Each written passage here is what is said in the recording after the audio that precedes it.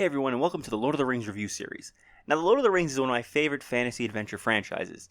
Now, true, I discovered the Harry Potter series first growing up, but thanks in part to Peter Jackson making the series into films, right around the same time that the Harry Potter franchise was getting started, I was able to become a fan of both.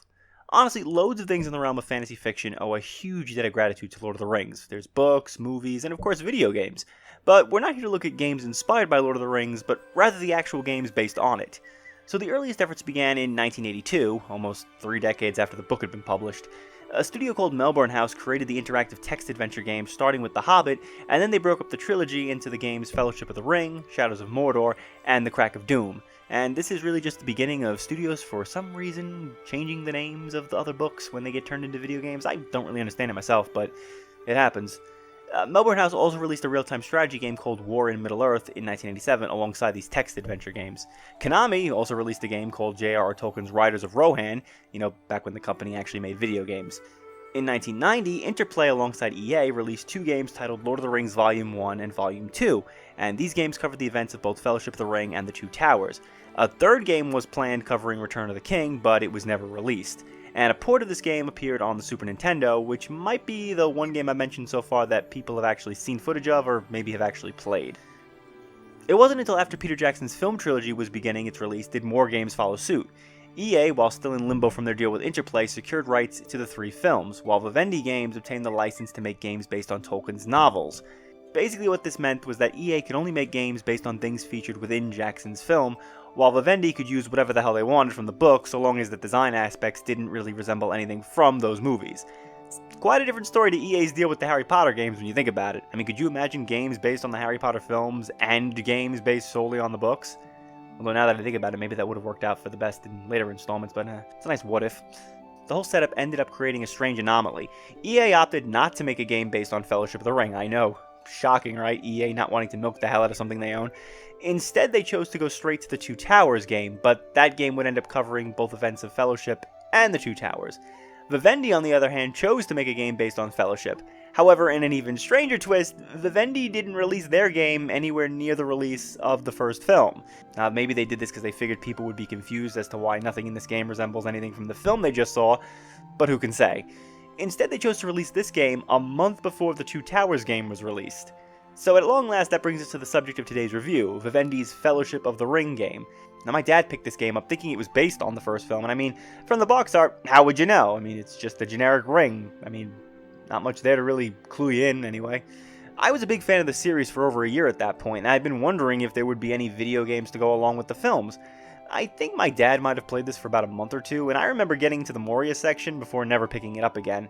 I don't know if I just got distracted with other games or whatnot, but yeah, I just lost track of it. Though, granted, once the Two Towers game released the following month, I barely looked at this game. So, technically, I have played this one, but I have very little recollection of it. So, story-wise, this is the same plot of both the film and the novel, though I find it weird for a game that isn't supposed to be inspired by the films. It opens up very similarly. It opens up with Galadriel recapping Sauron's plan to control all the races in Middle-earth, and how he was defeated, in addition to explaining what happened to the One Ring, which is exactly how Jackson's film opened, and he wrote that intro, because in the book, there's no intro like this.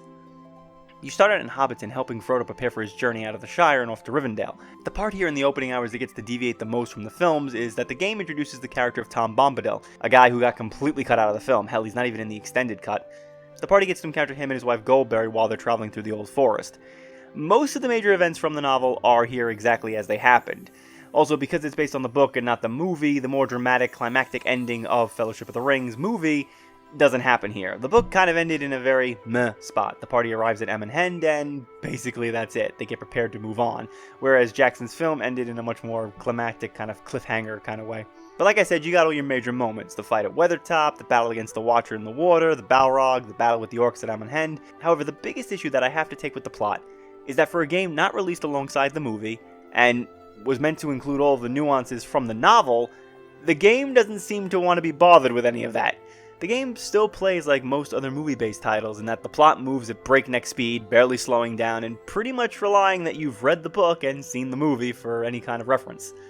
And honestly, I don't know how I would feel playing this on my own. Like, let's pretend we live in a world where this game comes out, but Peter Jackson's movie never did. I don't know how interested I would really be in it, or if I would really understand the whole nuances of it. scenes just kinda happen. For instance, after Gandalf falls fighting the Balrog, all the characters appear in the very next cutscene, completely unfazed by what's happened. This story is a checklist of moments with nothing tying them together. Someone went through a list of all the important moments and locations and just added them together, not caring enough to put any weight to them. And they could have, since they had the novel, and they could have used any and all of it to make this game. It's not like the EA game where you can only use what Jackson put in his films. Granted, he threw a lot of the book stuff into the films. They had a pretty good palette of stuff to choose from as well, but it's like, you have the book and you have no strict timeline to release alongside a movie. I don't know why you're not giving it your all and really giving this the time and energy that it needs. Gameplay-wise, Fellowship of the Ring is hard to accurately classify. If you asked me after the first few minutes, I would have said it's probably an RPG of sorts where you go around talking to NPCs and doing quests. However, if you asked me after an hour, I'd say it would be a repetitive hack-and-slash game that likes to waste your time. Overall, I can say that Fellowship of the Ring is a game that doesn't quite know what it wants to be. So you start off in Hobbiton, like I said, and you take care of several things that you gotta do before Frodo can leave the Shire. They give you a little to-do list, you can talk to almost every character you come across, and one of the first missions is you gotta talk to Lobelia Sackville-Baggins about selling Bag End. And while I was on my way to do that, I ended up talking to another character, and I was given a small quest to find his missing pin for the windmill. I immediately looked at this is how the game was going to work, that these hub areas like Hobbiton would allow me to take quests from characters, explore around, and, get a good feel for the area. However, I soon learned that there aren't that many quests to pick up here, and you can only enter certain houses anyway to talk to certain characters, because the several that I tried to go into, I couldn't, as if they were locked, and the only place I could get into was the Green Dragon pub. After doing all that, the game pushes you to the night where Frodo leaves, and suddenly it's a stealth game where you have to avoid the Black Riders. You can do this by sneaking around slowly, throwing rocks to distract them, or by putting on the ring. However, putting on the ring has disadvantages since you can't use it forever, since if you leave it on too long, it drains your health and it's game over. I had to redo this section a bunch of times, mostly because I couldn't see. This could be something to do with my TV settings. Playing older games on newer TVs these days sometimes has this weird effect of having the brightness kind of all over the place. The footage came out a lot clearer than basically what I saw on the television, if that makes any sense. Speaking of game overs, since I didn't realize where the Black Riders' vision reached, they caught me and I got a game over. And guess what I learned at this particular moment? That when you hit a game over in this game, it's back to the title screen. There's no continues, no retries, no mission checkpoints. And because I hadn't come across a save point in the first 2 hours of playing so far, guess what I had to do all over again? It turns out that the game has no dedicated save point. Nope, this is one of those games where you can just pause and save from the menu whenever the hell you want. And I hate this type of design, because it makes me want to save now after every little thing I do, because I'm a nervous wreck that I'll mess up and get booted back to the title screen. It's kind of like playing the game on an emulator in this way. This is such an antiquated design, and I know that this game was released in 2002, but even by then, most games were using save points where you could, save on your own. It's a pain in the ass to die over and over again and be brought back to the title screen. They couldn't have made an actual game over screen where you just reload the last save, although apparently, from what I learned, the other version of this game on the Xbox, I'm looking at the PS2 version for the purposes of this review, the Xbox version has that feature. The game never even prompts you to save after you beat a level, which I think is complete bullshit. And saving is going to be important from this moment on, because now we gotta deal with combat. See, now the game has decided it wants to be a hack-and-slash adventure game. And this seems like maybe the best gameplay to adapt Lord of the Rings to, the RPG genre, I mean, if anything, Final Fantasy, Dragon Quest, all those games about going out into the world on an epic quest to destroy evil came from the roots of Lord of the Rings, so just attach that gameplay method to it and you've got yourself a great game, right? The thing that sucks here is that there's no RPG mechanics at all. You can't buy equipment, you don't get better weapons unless you magically find them, which is always by the story's design, so it's not like you have to search for them, and you don't level up. You can fight everything that comes your way, and you get nothing, just the occasional health pickup. Adding insult to injury is that you only have one attack button, and that's it. So get ready to mash the same button over and over again until enemies decide to drop. You can guard, but that's about it in terms of the fancier combat moves that you got. You can also get stuck in a loop where enemies can keep hitting you. When you fall over, the enemy can interrupt the get back up animation and take more damage from you. Throughout the game you play as Frodo, Aragorn, and Gandalf. Aragorn and Gandalf do alright in the combat sections, but Frodo sucks. And look, I get it, he's a hobbit and the least skilled fighter, but stop sending me multiple spiders and wolves, He can't handle multiple enemies, it's just not happening. It helps when there's other characters fighting alongside him, but on his own it's just the worst. Aragorn gets to use his swords and bows, and Gandalf gets to use different magic spells in addition to his sword. Now, I liked playing as Aragorn and Gandalf, mostly because I didn't die, but honestly, combat began to bore me once we reached Moria. Gandalf's spellcasting is fun since you can shoot fireballs and heal yourself, but you can't upgrade those spells or learn new ones, so once you get past the first few fights, it becomes stale. And sure enough, since combat isn't required at any point, I found myself running past enemies and making a beeline to the exit. See, this is the last level in the game I'm showing right now, and I'm legit just running straight to the end. Apparently the game was meant to be a legit RPG at one point, but the developers got cold feet since they thought it would alienate people with a complex RPG system, so that was scrapped into early development. The game also loves dropping you in maze-like levels where enemies constantly come at you. The Old Forest is a maze level where you have to find Merry, Pippin, and Sam. The Barrow Downs is a maze section where you have to navigate through and find the hobbits again. Oh, and make sure you save here, because if you fall off a cliff, it's back to the title screen. Even the Village of Bree is a damn maze where you have to hunt for supplies so Aragorn can make the fake hobbit dummies to fool the ring wraiths. Honestly, I feel like the opening hours are designed in this way to pad out the length of the game, since if they weren't maze-like and you could literally just make a beeline to the end like some of the later levels, you would get through the game a hell of a lot faster. Game only took me about 4 hours, and mind you, that was dying a whole bunch. If I knew exactly what I needed to do and how to do it, probably could have shaved down an hour or two. The only section that feels maze-like, and naturally so, is Moria. I mean, it should feel like a maze, but after dealing with a whole batch of levels designed in the same way, Moria just felt like more repetition than anything else. Now, the game tries to throw some slight puzzles in here by having you move a block onto a switch, but these puzzles are legit designed like baby's first puzzle in a 3D action game. You literally have to move blocks that are literally a stone throw away from the switches that they need to go on. Now, you'll also stop by Rivendell and Lothlorien on your journey, and while you might think that these areas are enemy-free, so the game might revert back to that quest design system found in the Shire, you thought wrong, my friends. See, these two locations are for cutscenes and cutscenes only. You can't explore, and you can't go out and talk to NPCs. Nope, you just watch a cutscene, then talk to all your party members, and the game's like, okay, get the hell out of here.